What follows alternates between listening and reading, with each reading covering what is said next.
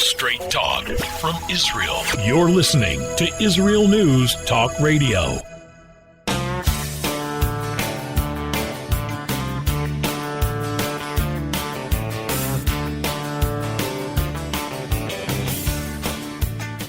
Welcome to Returning Home. I'm your host, Natalie Sapinski, speaking to you live from my home in Susia in the Hebron Hills. Today is June 17th. I cannot believe it's already almost the end of June. This is the greatest time of year.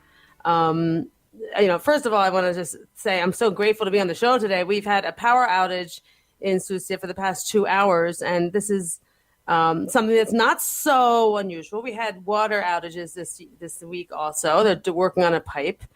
They had to tear up a road. And these are small inconveniences we get used to now and then. A friend of mine was telling me how beautiful where she lives is. She lives in Boca Raton, Florida, and how it's so manicured, it's so beautiful. But she said, but it lacks something, Natalie, where you live, yeah, maybe the roads aren't finished and, sometimes the electricity doesn't work, but you have Kedusha. I loved that. But this time of year is very special. As many of you know, I'm the lifeguard at the pool. And right now, a lot of the end of the year parties are going on. And the area high schools are having their class parties at the pool, and they rent it out. And the high school for girls in Kiryat Arba has been coming this past week. Every day they rent it.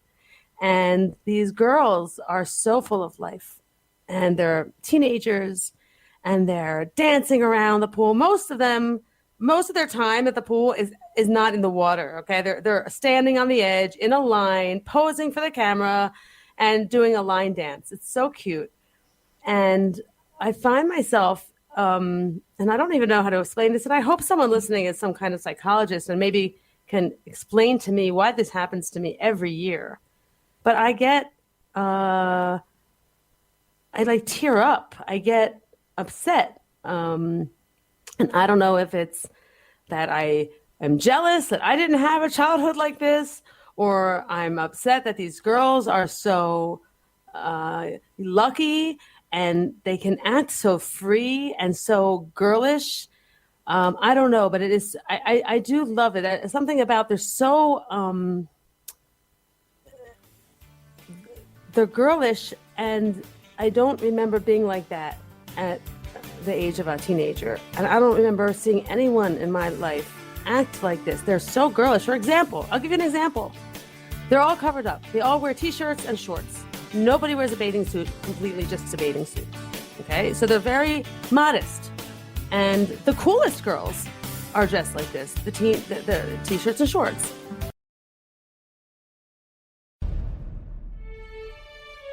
Israel is located in one of the most volatile areas in the world. Israel is an island of stability in a sea of war and unrest. In the midst of this turmoil, Israel stands out as a beacon of order and human progress. Each week we update you on what's happening in this, the Jewish state, a true light unto the nations. This is Jay Shapiro. Join me every Thursday on Israel News Talk Radio.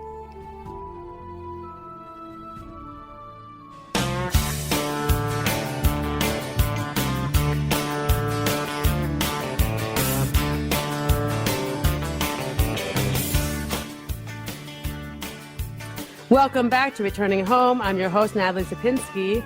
I got cut off. I got a little involved in my story, and let me just continue it quickly before we bring on our first guest. The girls here, the religious lifestyle, the Dati Lumi, okay, it's called National Religious. Our girls who go to school and they're raised here, they are the ones that I'm talking about from this high school. And the atmosphere and the education and the culture of growing up in a lifestyle and education with just girls, what I see is it is extremely freeing and healthy. And I know because I didn't have that kind of childhood. When I was 15, 16, our lives were dictated by boys. Smoking, drinking, and boys. Who's the most popular because who has a boyfriend, or who's the most popular because they're smoking and drinking. That's the secular and I guess popular culture in a secular world. But in the religious world, and this is not the, ultra Orthodox, this is just national religious here, which is like what a lot of us are. These girls are so happy, and they don't have any of those hangups.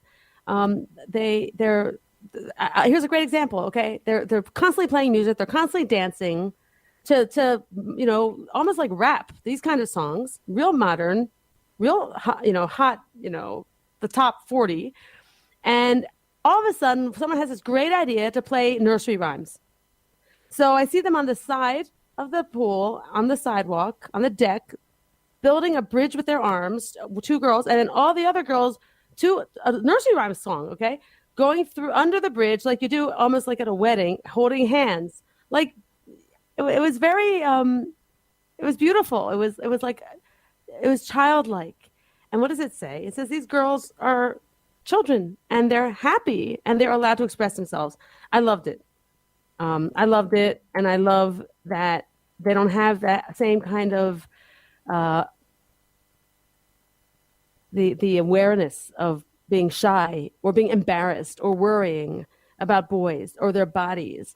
They're all kinds of bodies, fat, thin, tall, short, all kinds of girls, but they all are girls and children and free and happy. And I loved it. I don't know a better way to explain it, but I do notice it. And it is a beautiful part about being here and living this religious lifestyle. And I guess it happens also anywhere you live, but I didn't have that growing up, and it's a beautiful thing to see. All right. We have our first guest, Nechama Greenfield, who made Aliyah, I think, only like a week ago. And we've been speaking to her. She was from Teaneck, moved to Ashkelon. She had two sons here already. She came with her husband and her dog. And this is our first time speaking since she has landed on our side of the ocean, home here in Israel. And I want to welcome you to the show, Nechama, and welcome you home. Thank you. Oh, you sound close. I love it. I had trouble hearing you. Okay. Is this any better? Yeah, that's better. Thank you. Wonderful. So I want to hear about, we'll start anywhere you want to start. I mean, you could even tell us what the flight was like, but tell me how you're settling in and what it's been like so far. Tell me how many days have you been here?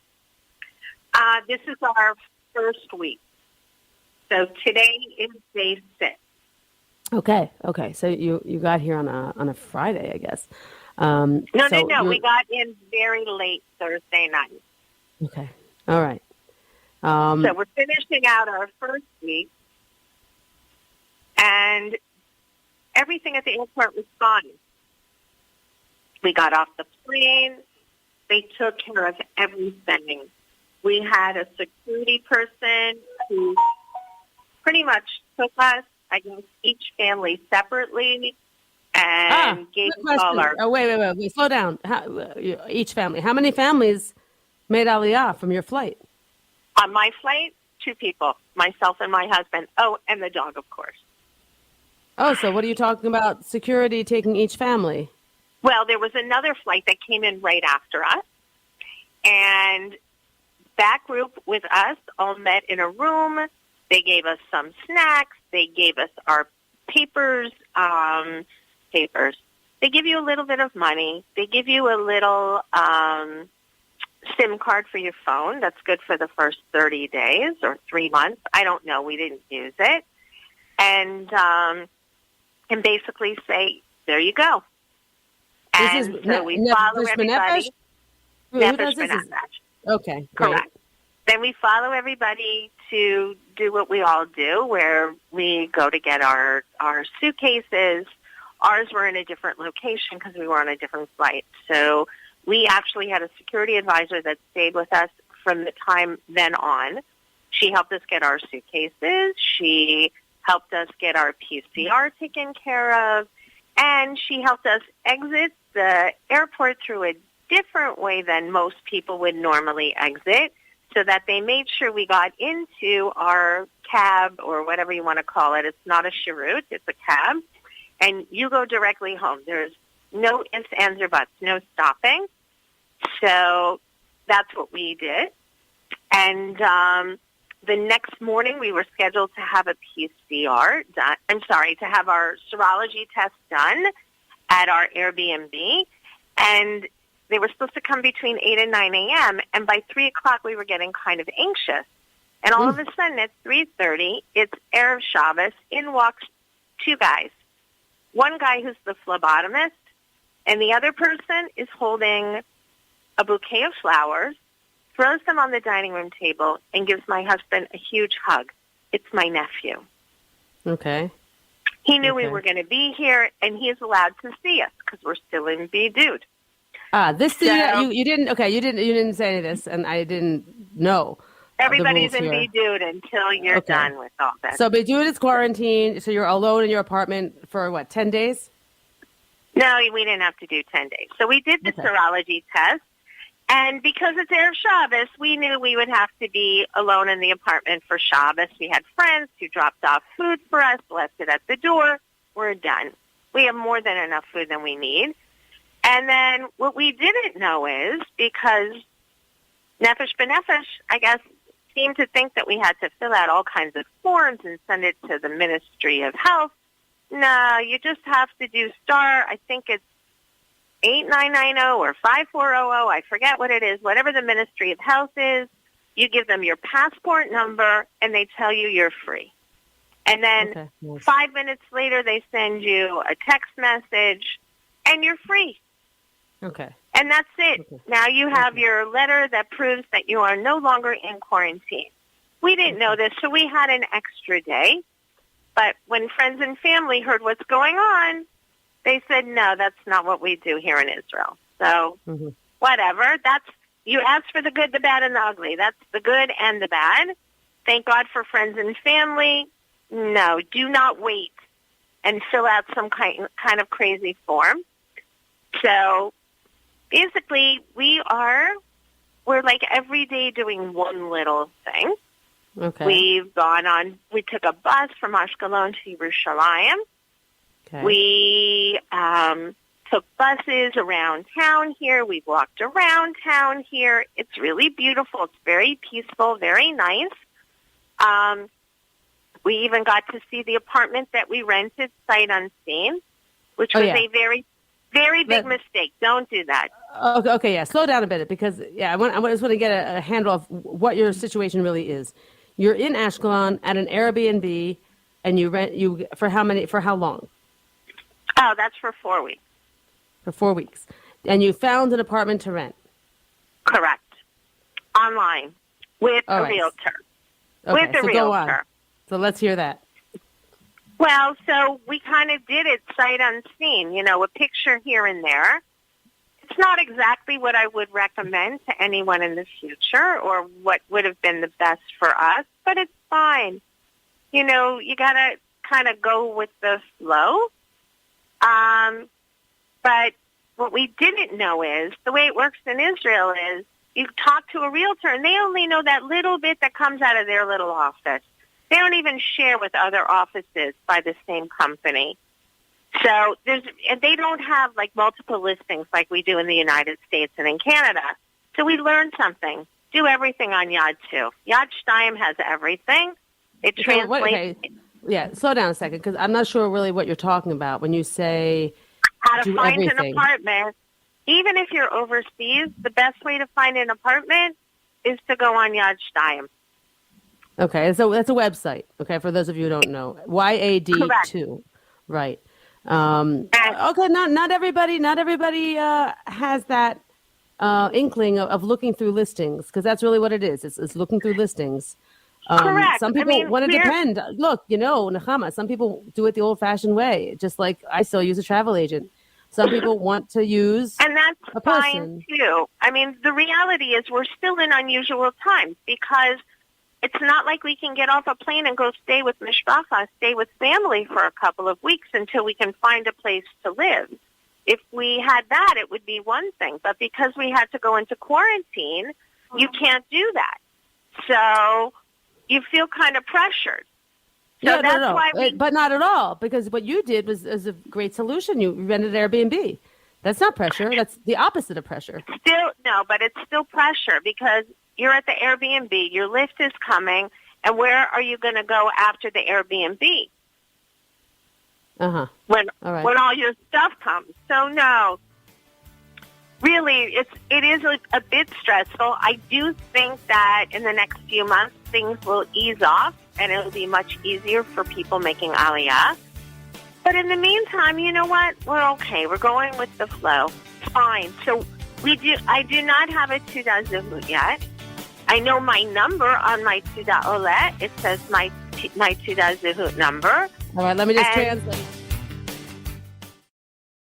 The Tamar Yona Show. Tamar? She's sassy. She's smart. She's funny. But she's also a real Jewish mother. Hi, everybody. I'm Tamar Yona. And yes, I can be all of those things. But at Israel News Talk Radio, I'm here to bring you the news stories and guests that you may not hear anywhere else. Join me live on air Sundays, Mondays, and Tuesdays for the most unique and bold talk radio in Israel. The Tamar Yona Show. Shalom, I'm Leah Aharoni. Join me on my show, News from the Torah.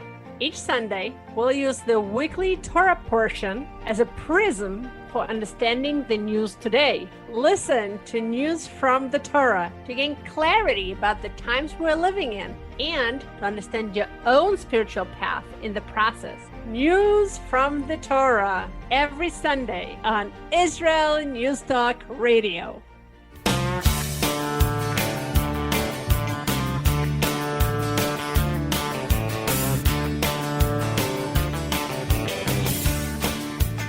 Welcome back to Returning Home. I'm your host, Natalie Sapinski. We're continuing our talk with Nechama Greenfield, who just came off the boat 6 days ago from Teaneck, New Jersey, and is in Ashkelon. We're going to just continue because we got cut off. She has so much to say, and it's so great to talk to someone, fresh like this. So Nechama, we were talking off the air, and what were you telling me? Pace yourself, something like that. Yes.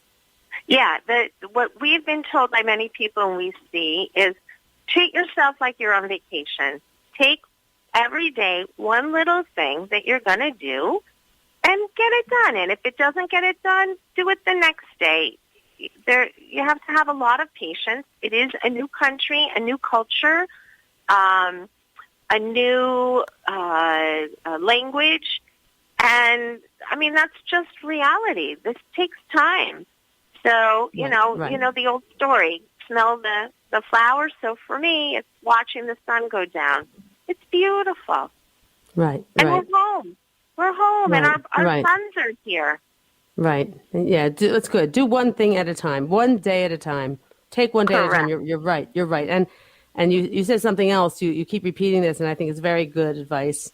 Go with it. Go with it. And don't focus on the things you have to do. Right? Just go with one thing each day, or one thing every other day. It's not going to happen in one day. All right. So tell me, do you have when you say things like that, things you need to do? Do you have a checklist? Do I have a what? A list, a checklist of things you need to do? It's my calendar, and thank God for my calendar. Everything is listed on there. Okay, car rental, cell phones, you name it. Everything that needed to be done is there. Everything that needs to be done. Appointment at Bituach Leumi, appointment at Mizrad HaPenim. All of those are in my calendar, ready to go. And I knew what I needed to do. All right, let me translate. Right. Now, Bituach Leumi, for everyone listening, is national insurance.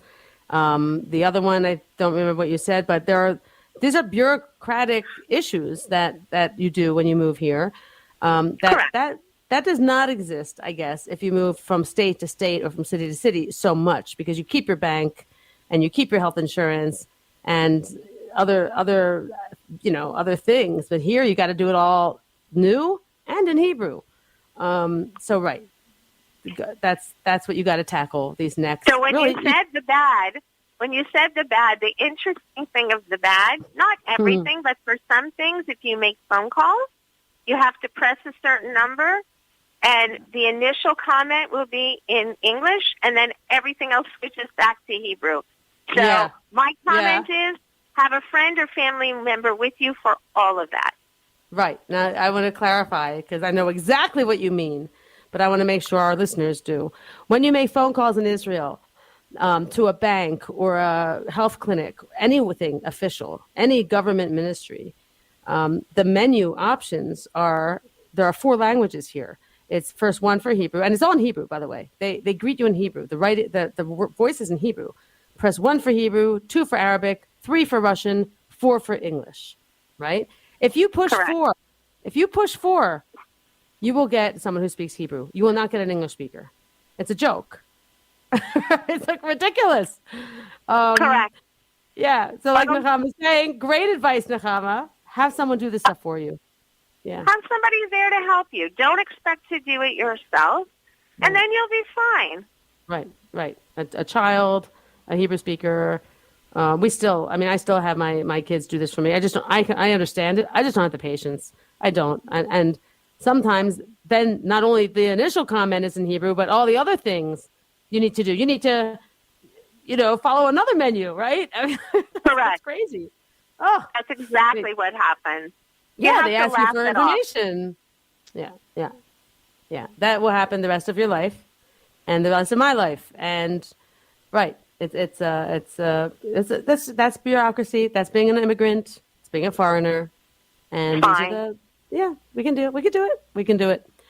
How about things like shopping and spending your day meeting friends or social? So we have. Social. Okay. We have. So our boys have been spending some time with us, and family coming and going, and we've met some people in the neighborhood who have been incredibly lovely, and it's just been really fine. I mean, again, we're only a few days out of quarantine, but everybody has been helpful. The bus drivers have been so nice. We got our Ravkov cards. I had one. My husband did not. We put Move It on our phone. All of these things. Okay, now all this, but Nechama, you have a big advantage. You have children here. My bigger advantage is that my husband is fluent. He's a I didn't know that. I didn't know that. My husband grew up half of his life in America and half of his life in Israel. He made Aliyah at 15. He was in school here. He was in Army here. He was in university here. So it is a tremendous help because I feel I would be utterly lost without him. Okay. That puts an interesting spin on it. You got to have a neighbor or a friend, somebody, a real buddy who's going to walk you through all these things. You cannot do this yourself. That's right. And you shouldn't even try because it's don't try. Don't try. Yeah. It's hard enough as it is. Yeah. Okay. Well, you're lucky. You got a good one. It's a great advantage to have a native with you. Absolutely. Yofi. Okay. So what do you plan for Shabbat? How does that look now? Just the two of you. Your sons come home. You're making this our Airbnb like a little vacation, right? Correct. So this Shabbat, Friday night, our boys will be here with us, and I'm making food that they like, and it's hilarious. My son even brought his favorite pot, and for lunch, we're invited out to somebody's house, and the boys are going somewhere else. It's all like perfect. Okay, how do these people find you? Oh, so because we moved to Ashkelon, there's a group called Ashkelon 123, and they have incredible marketing skills, and they're just amazing. They have a website, they have a WhatsApp group, and everybody seems to be helping everybody else.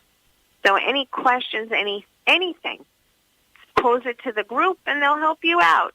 Yeah, that's very smart. It's very good. I remember you mentioning that before.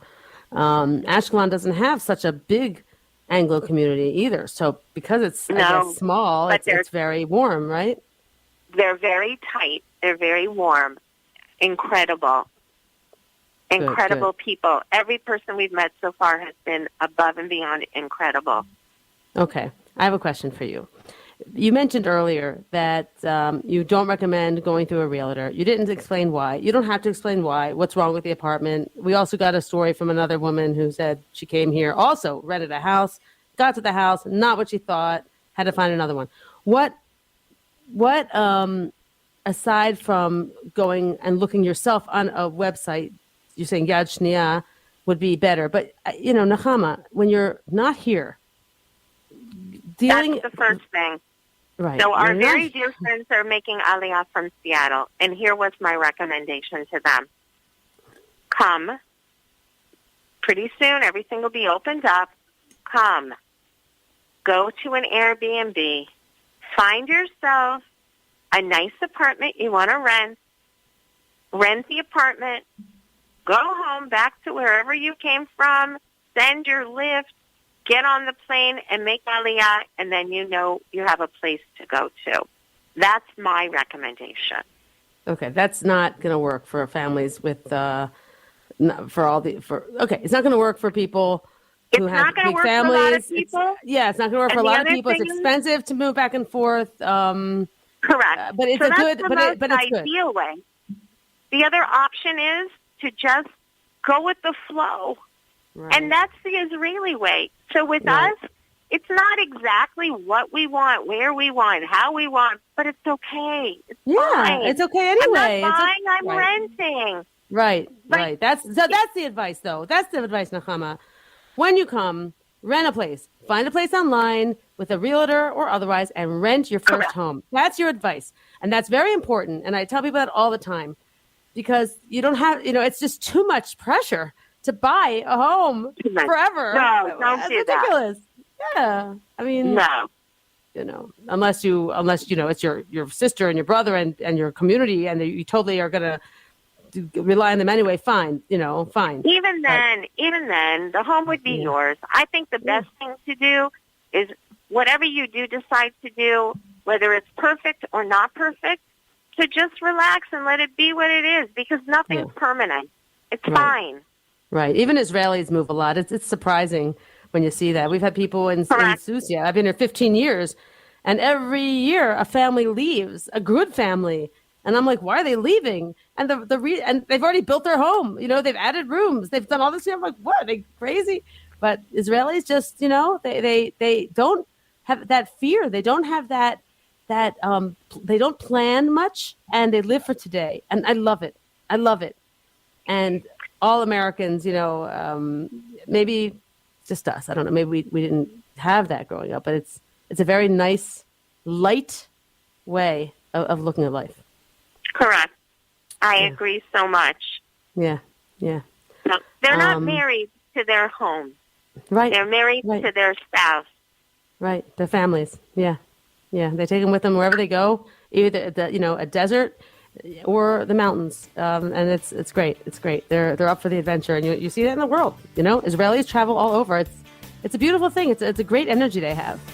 And when you're here, you get swept up in it. You do. Well, Yofi, Nechama, thank you for joining us. We're out of time. It's been a pleasure, and it's very exciting. And one foot in front of the other. Keep it up. Kol hakavod lach. That's the way to do it. Nachon. Toda. In a time where feelings have become fact, where rational thought and common sense has disappeared, one man stands above it all. I'm Howie Sobiker, your political hitman. Political Hitman airs every Tuesday at 11:59 p.m. North American time, 7 a.m. Israeli time, only on Israel News Talk Radio. Are you interested in transforming your life, drawing closer to the Creator, and uncovering the deeper meanings and hidden treasures in the Hebrew Bible? Then join me, Rav Yitzhak Michelson, and me, William Hall, on the Science of Kabbalah, where we are seeking to narrow the gap between what we understand of our physical and spiritual worlds. So make sure to tune in every Tuesday at 5 p.m. Israel time, 10 a.m. Eastern Standard Time, here on Israel News Talk Radio.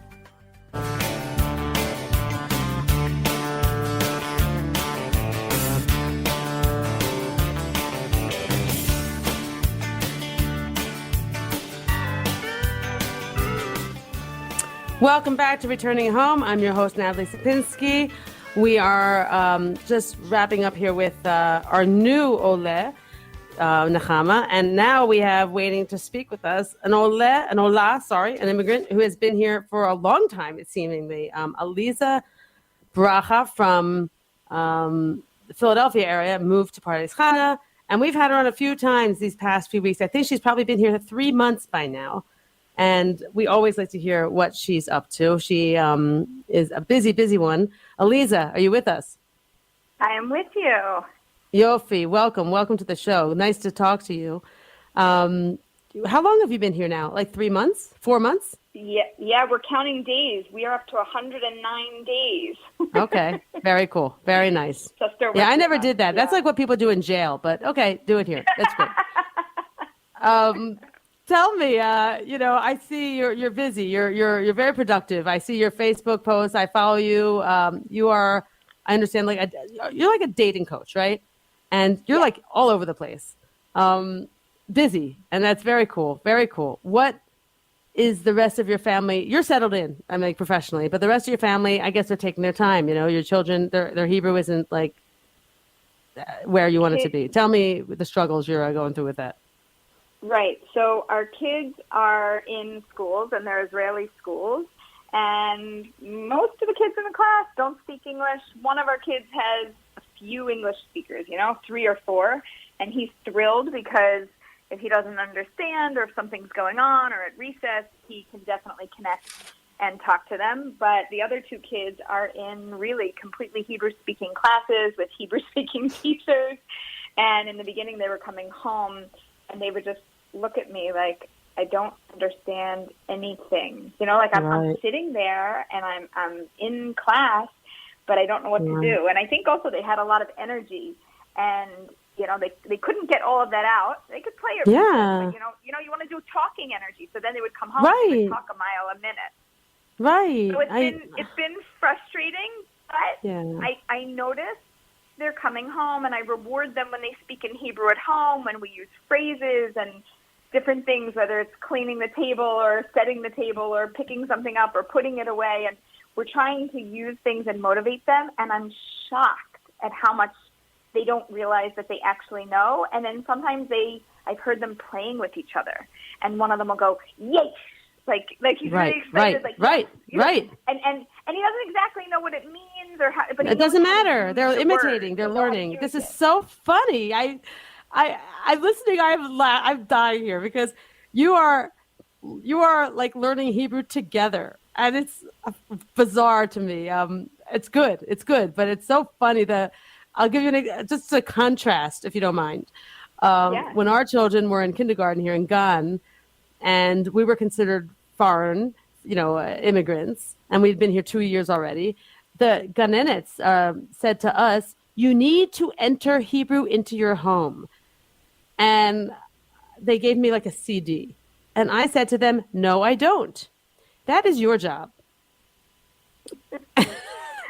And my children speak fluent Hebrew, okay?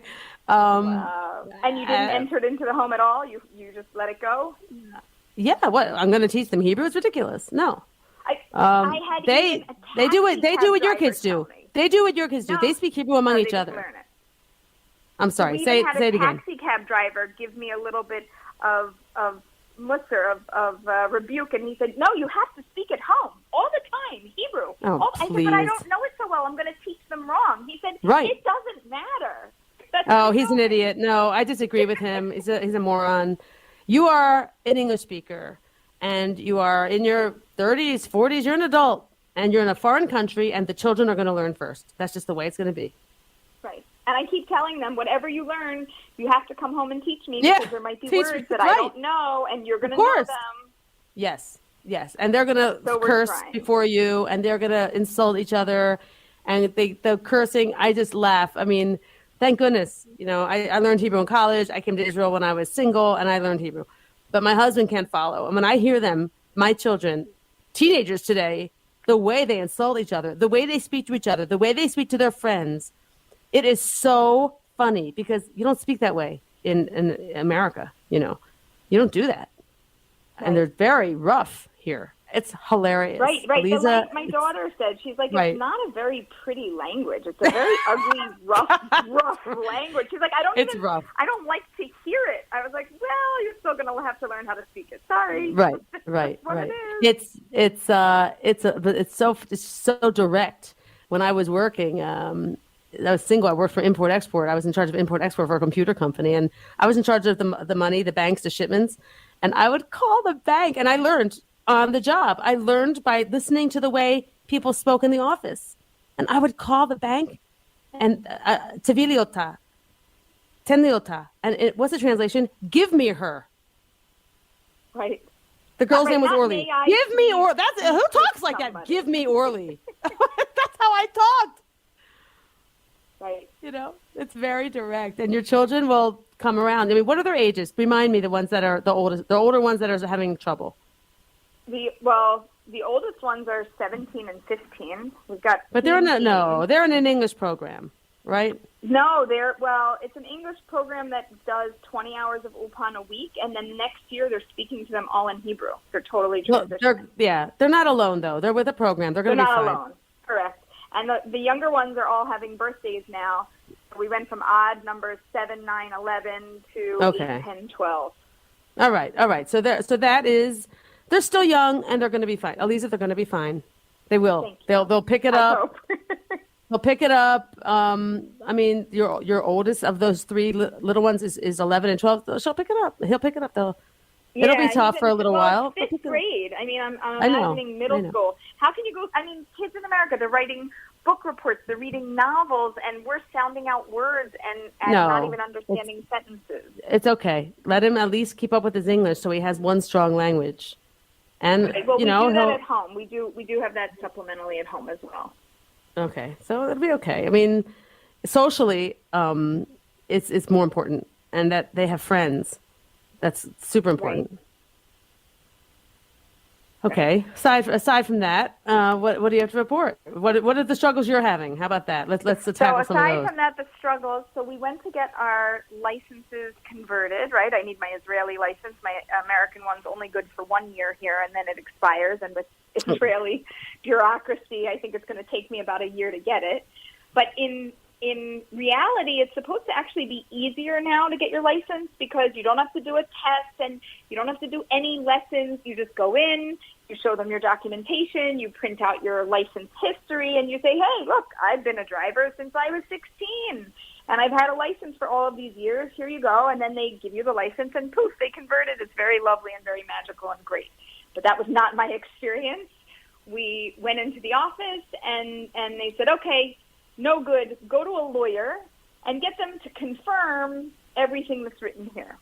That's ridiculous. So I said, wait a minute. I even have on the PA Department of Transportation, they even give you languages. They even give you Hebrew. It defines exactly what it says on the license and what it means. And I said, here, it's directly from the website of the state that we received it in. And they said, yeah, that's not enough. Go get a note from a lawyer. So we got the note from the lawyer. We go back. Time number 2, what happens?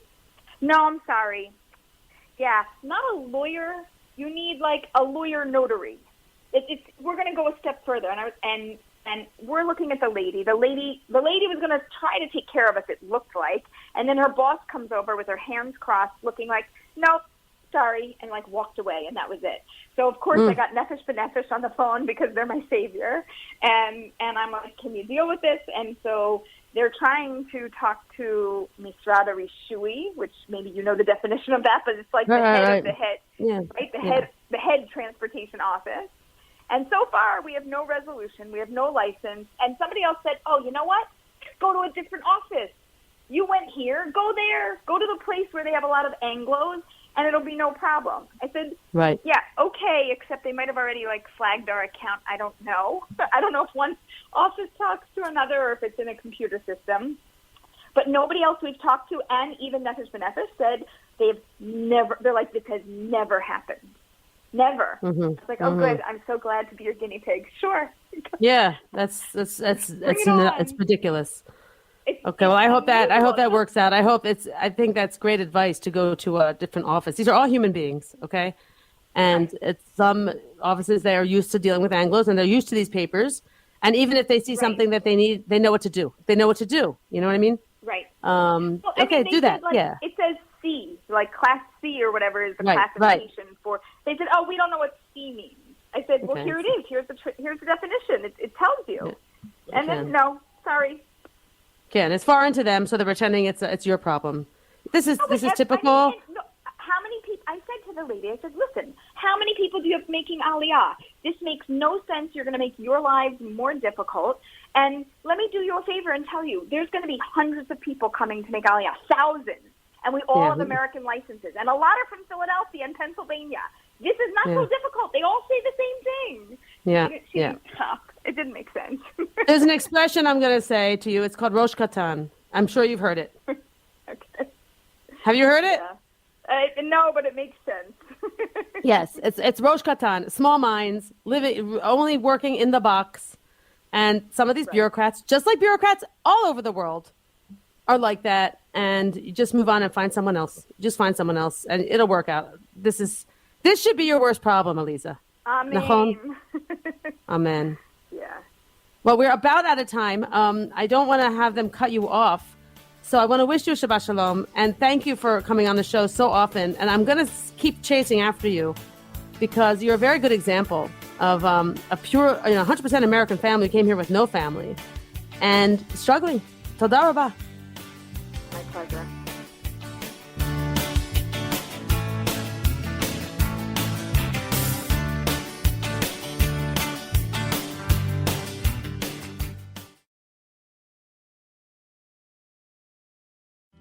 Where can you get the inside news on Israel?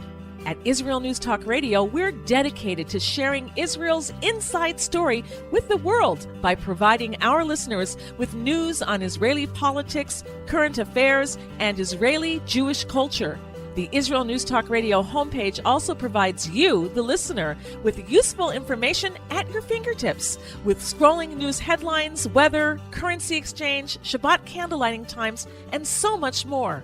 Our radio programming is always accessible and on demand. We operate absolutely free of charge for everyone, everywhere. If you love what we do, partner with us now by becoming an Israel News Talk Radio supporter. With your support, you'll be inscribed on our Israel News Talk Radio Wall of Fame. There's nothing like us in the world. Be part of something great. Israel News Talk Radio. Straight talk from Israel. Howdy, this is Rita from League City, Texas, now living in Israel. And though my heart may have belonged to Texas, it now belongs to Israel and all the fantastic show hosts at Israel News Talk Radio. Hi, this is Michael Solomon from Kiryat Arba, Israel. And why do I love listening to Israel News Talk Radio? Because I love listening to the interesting interviews they do and their news reporting that most other media sources don't cover. Hey, this is Nicoleko from Malmö, Sweden. It gets pretty cold here in Sweden, so I love cuddling up with a warm cup of tea while I listen to Israel News Talk Radio. Hey everybody, this is Frank Morris from Tennessee. Me and my dog Buster really love listening to Israel News Talk Radio. You're listening to Israel News Talk Radio.